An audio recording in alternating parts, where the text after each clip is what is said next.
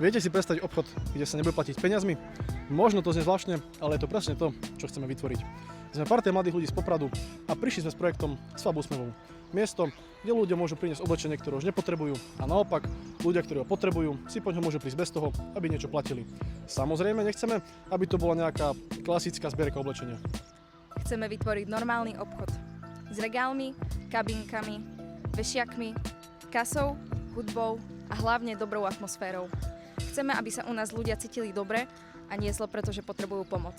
A čo je na tom najlepšie? U nás sa nebude platiť peniazmi, ale úsmevom.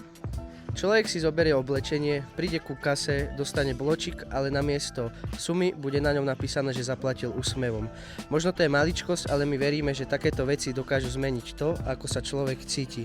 Preto sme spustili naše Donio, kde s nami môžete byť od úplného začiatku.